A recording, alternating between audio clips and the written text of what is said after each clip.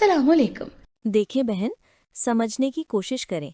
आज नहीं तो कल आपने किसी न किसी से तो हया की शादी तो करनी है ना। तो आलियान से क्यों नहीं? अच्छा भला है मेरा बेटा, और सबसे बड़ी बात आपकी बेटी से बहुत प्यार करता है। फरजाना बेगम आज फिर शाहिद साहब वालों को रिश्ते के लिए कायल करने आई थी।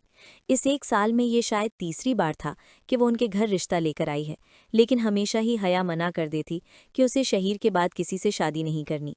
पर आलियान फिर भी बार बार रिश्ता बेच देता। देखें बहन, हम खुद भी चाहते हैं कि हमारी बेटी का घर बस जाए, पर हया की मर्जी के बगैर हम उसका रिश्ता तो नहीं कर सकते ना। शाहिद साहब ने रिसान से उन्हें समझाया। भाई साहब, शादी के बाद सब ठीक हो जाता है। अभी बेचारी बच्ची दुख में है, इसलिए ऐसा कह रही है। पर एक बार रिश्ता हो जाएगा तो हया भी ठीक हो जाएंगी। फरजाना बेगम के इतने इसरार पर सब लोग ही सोचने पर मजबूर हो गए थे। फरजाना बेगम अपनी बातों का असर होते देख एक दो और बातें करके चली गईं, पीछे सबको एक गहरी सोच में मुब्तला कर। हया बच्चे, हमें आपसे बात करनी है। शफीक साहब ने बात का आगाज किया, जिस पर हया ने सवालिया नज़रों से सबको देखा। रयान भी यहीं मौजूद था। बेटा, शहीर को गए 1 साल हो गया। हम जानते हैं आपके लिए ये वक्त इतना आसान नहीं था, हमारे लिए भी नहीं था। हमने भी अपना बेटा खोया था, पर हम खुद को संभाल कर जिंदगी जी रहे हैं। पर आपने बिल्कुल ही जिंदगी जीना छोड़ दी है। अपनी हालत देखें आप, ऐसी तो नहीं थी पहले, तो अब ऐसी क्यों हो गई हैं? शहीर अल्लाह की अमानत था, उसने वापस ले ली। इस बात पर हम अल्लाह से शिकवा नहीं कर सकते, क्योंकि ये हमारी गलती है कि हम लोगों से इतनी अटैच हो जाते हैं। वरना अल्लाह ने तो पहले ही बता दिया है कि इंसान मेरी अमानत है, जिसे मैं एक दिन वापस लूँगा। फिर ये रोग कैसा बेटा? शफीक साहब बहुत प्यार से हर एक बात हया को समझा रहे थे। उनके लफ्ज़ हया के दिल पर लग रहे थे, पर वो भी क्या करती। शहीर के बगैर रहने का उसने कभी तसव्वुर ही नहीं किया था। उसकी आंखों से आंसू बह रहे थे, पर आज वो उन्हें साफ नहीं कर रही थी। बेटा, आज आलियान की माँ आई थी तुम्हारे रिश्ते के लिए, और हमने सोचा है इस बार उन्हें हाँ कर देंगे। हम तुम्हें इस हालत में नहीं देख सकते, इसलिए हम सब बड़ों ने ये फैसला किया है कि आपकी शादी आलियान से कर दें। हमें यकीन है आप हमारी बात का मान रखेंगी। शफीक साहब अब के बहुत ही संजीदगी से हया को अपना फैसला सुनाते शाहिद साहब को लेके बाहर चले गए। पीछे हया शल सी रह गई थी। क्या अब उसे शहीर के नाम के साथ जुड़े रहने का हक भी नहीं? ये सब सोचते हया रोने लगी थी। सभी उसे दुख से देख रहे थे, पर कोई कुछ नहीं कर सकता था, क्योंकि सब जानते थे यही फैसला हया के हक में बेहतर है। उसे शहीर की यादों से बाहर निकलना होगा। सालार अपनी जुड़वा को ऐसे रोते देख खुद भी रोने लगा था। सारिम शाहान दोनों ही अपनी लाडली बहन का ये हाल देख तकलीफ में थे। बस उनमें एक शख्स ऐसा था जो गुस्से से हया को घूर रहा था। वो था रयान, जिसको हया को इतना कमज़ोर देख गुस्सा आ रहा था। ऐसे ही गुस्से से वो अपने कमरे में चला जाता है। डैमिट, ये हया इतनी कमज़ोर क्यों है? अपने लिए स्टैंड तक नहीं ले सकती। रयान गुस्से से रूम में चक्कर लगाते खुद से बात करता है। मुझे कुछ करना होगा, हया से बात करनी होगी। रयान खुद से बड़बड़ाते कमरे से बाहर चला जाता है। हया, क्या हुआ है? ऐसे क्यों बैठी हो? मिशेल जो हया से मिलने आई थी, उसे ऐसे बुत बना देख पूछती है। पता है मिशेल, एक बार शहीर ने मजाक में मुझसे कहा था कि हया में तुम्हारा दिल हो। मुझे उसकी बात पर बहुत हंसी आई थी। मैंने उससे पूछा कि वो खुद को मेरा दिल कह रहा है तो मैं उसकी क्या हूँ? और पता है उसने क्या जवाब दिया? क्या? मिशेल, जो गौर से हया को सुन रही थी, उसके चुप होने पर पूछती है। उसने कहा, वो दिल है और मैं इस दिल की धड़कन। अगर सच में ऐसा था तो बताओ, भला दिल के बगैर धड़कन का क्या काम? 1 साल पहले दिल मर गया, पर धड़कन को कुछ न हुआ। ये तो गलत है ना? हया की अजीब बातें और लहजा देख मिशेल को उसकी हालत ठीक नहीं लगती। वो हया के पास होते उसे गले लगाती है। 1 साल से अपनी दोस्त की ये हालत देख उसकी आंखें नम हो गई थीं। काश वो अपनी दोस्त के लिए कुछ कर सकती, पर अफसोस कोई कुछ नहीं कर सकता था। दरवाजे के बाहर खड़े रयान ने उसकी सारी बातें सुन अपनी आंखें बंद कर गहरा सांस लेकर एक फैसला किया था। अब बस उस पर अमल करना बाकी था। मुझे आप लोगों से कुछ बात करनी है। सब बड़े बेटे आपस में हया की शादी की बात कर रहे थे कि रयान ने उनके पास आते कहा, हाँ बेटा बोलें। शफीक साहब प्यार से पूछते हैं। रयान भी सिंगल सोफे पर बैठ जाता है। अंकल, क्या आप मुझे अपना बेटा मानते हैं? रयान के सवाल पर सबके चेहरे पर मुस्कुराहट आ जाती है। आप हमारे बेटे ही हो, शहीर की जान थे आप, और हमारे लिए तो आप हमारे शहीर ही हो। सना बेगम शहीर के नाम पर उदासी से कहती है। तो आप लोग शहीर की हया किसी और को कैसे दे सकते हैं? रयान की बात पर सब लोग उलझकर उसे देखते हैं। क्या मतलब है आपका बेटा? शाहिद साहब उलझते हुए पूछते हैं, अंकल मैं हया से शादी करना चाहता हूँ। रेयान बगैर किसी लगी लिपटी के अपनी बात कहता है, जिस पर सभी हैरानी से कभी उसे तो कभी एक दूसरे को देखते हैं। बेटा ये आप क्या कह रहे हैं? शाहिद साहब को समझ न आया कि रेयान की इस बात पर उसे क्या जवाब दे। अंकल मैं कुछ गलत नहीं कह रहा। हया शहीर की मोहब्बत थी, मैं उसे किसी ऐसे हाथ में नहीं जाने दे सकता जिसके बारे में हम कुछ जानते ही नहीं। हया इतनी बार इस लड़के को रिजेक्ट कर चुकी है, क्या गारंटी है कि इस लड़के ने इस बात को अपनी अना का मसला ना बनाया हो? क्या पता कल को वो इस बात को लेकर हया की जिंदगी बर्बाद कर दे। आई एम सॉरी, पर मैं ये रिस्क नहीं ले सकता। हया शहीर की अमानत है, अगर वाकई आपके लिए मैं शहीर हूं तो हया मुझे दे दें। रेयान की बात सुन सबको चुप लग गई थी, किसी के पास भी अल्फाज नहीं थे, और हकीकत तो यही थी कि जो रेयान बोल रहा है वो बात भी सही है। उन सब ने इस रुख से सोचा ही नहीं था कि आलियान कल को हया से अपनी रिजेक्शन का बदला भी ले सकता है। अंकल आप लोग इस बात को सोचे, मैं इंतजार कर लूंगा आपके जवाब का, पर आप आलियान को हाँ नहीं बोलेंगे प्लीज। सबको चुप देख रेयान फिर से अपनी बात कहकर चला जाता है। पीछे सब गहरी सोच में मुब्तला हो जाते हैं। शादी। मिशेल जो अभी हया से मिलकर अपनी गाड़ी की तरफ जा रही थी, पीछे से सारिम की आवाज पर पलटती है। कैसी हो? सारिम गौर से उसका चेहरा देख रहा था। शहीर की मौत के बाद वो तो जैसे भूल ही गया था कि उसने मिशेल के घर वालों से बात भी करनी थी। आज मिशेल को देख उसके पास चला आया। ठीक हूँ, मुख्तसर सा जवाब देते मिशेल फिर से अपनी गाड़ी की तरफ मुड़ जाती है। नाराज हो? अभी वो अपनी गाड़ी को खोलने वाली थी कि सारिम फिर उसके पीछे खड़ा हो जाता है, जिस पर मिशेल भी गहरा सांस लेकर उसको देखती है। हमारे बीच कोई ऐसा रिश्ता नहीं कि मैं आपसे नाराज हो जाऊं, रूखा सा जवाब देते मिशेल अपना रुख फेर देती है। सारिम को दुख तो बहुत होता है कि मिशेल उसे समझने के बजाय ऐसे रुख फेर रही है, पर फिर भी इग्नोर कर देता है। मिशेल यार क्या हो गया है? सारिम के ऐसे कहने पर मिशेल अपनी नम आंखें उठाकर उसे देखती है, जिसे देख सारिम तड़प जाता है।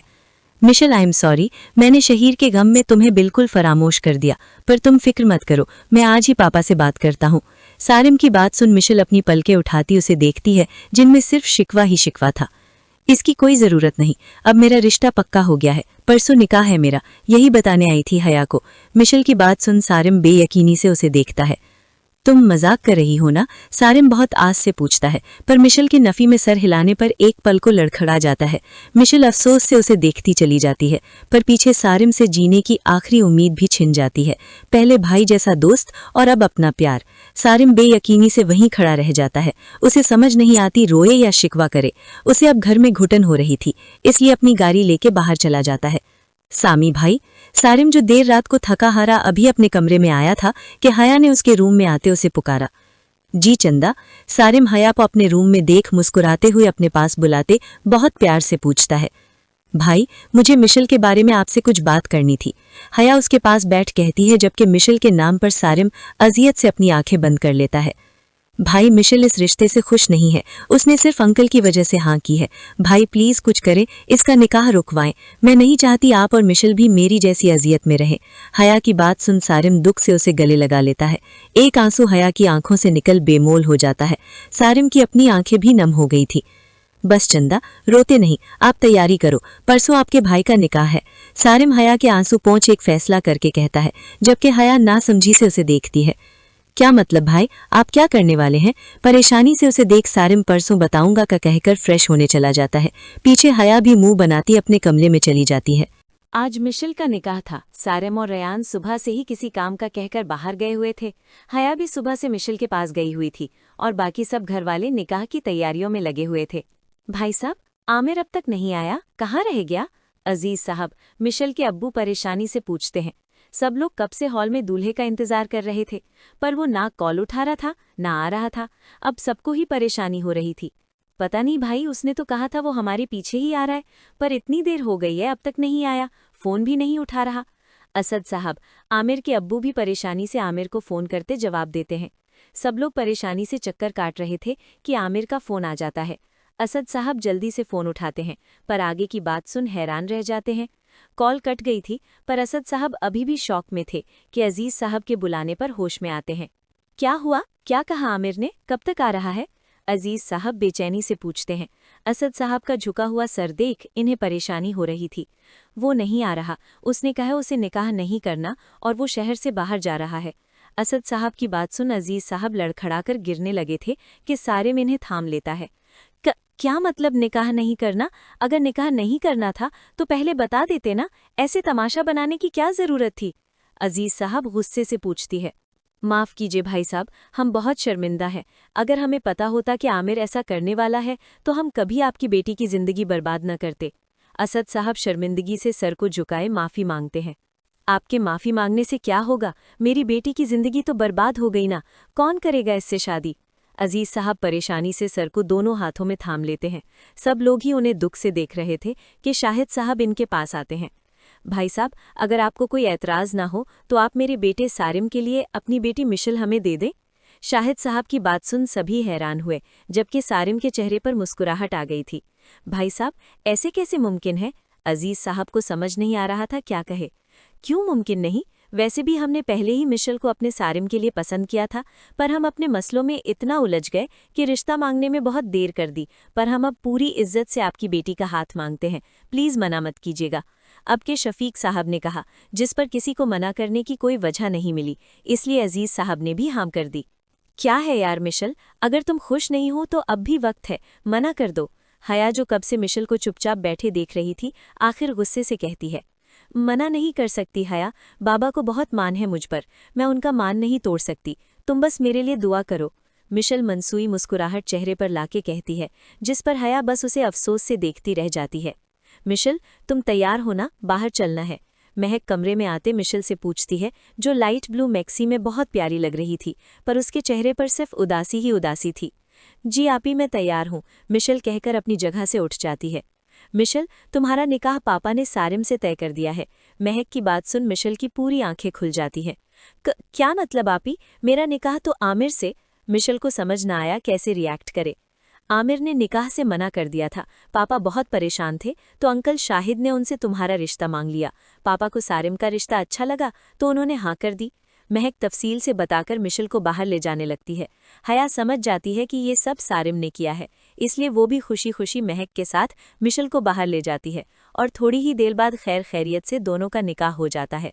सब बहुत खुश थे, खासकर सारिम, जिसके पांव ही जमीन पर नहीं टिक रहे थे, और बेचारी मिशल अब भी हैरानी से सब देख रही थी। उसे यकीन ही नहीं हो जाता कि हुआ क्या है। अस्सलाम वालेकुम, बहुत शुक्रिया आप सबका कि आप सब हमारी खुशी में शरीक हुए। आज मैं बहुत खुश हूँ और इसी खुशी में मैं एक और ऐलान करना चाहता हूँ कि 15 दिन बाद मेरे दोनों बेटों की शादी है और आप सबसे गुजारिश है कि शादी पर ज़रूर आइएगा। अपनी दोनों बेटों के साथ मैं अपनी इकलौती बेटी हया की शादी भी अपने भतीजे रयान से करने वाला हूँ। इस ऐलान पर सबके ही चेहरे खुशी से खिल उठे थे, पर हया जो खुशी खुशी शाहिद साहब का ऐलान सुन रही थी, उनकी आखिरी बात पर उसकी मुस्कुराहट कहीं गुम हो जाती है। आंखों में बेयकीनी लिए वो बाप को देखती है जो अब अजीज साहब से बातों में मसरूफ हो गए थे। हया आंखों में आंसू लिए बाहर भाग जाती है। रयान जो कब से हया को देख रहा था, उसे रोते हुए बाहर जाने पर लंबा सांस अंदर खींच खुद भी उसके पीछे चला जाता है। अगर आपको आज की कहानी पसंद आई हो तो हमारी वीडियो को जरूर लाइक करें और चैनल को सब्सक्राइब करना मत भूलिएगा। मिलते हैं कल एक नई कहानी के साथ। अल्लाह हाफिज।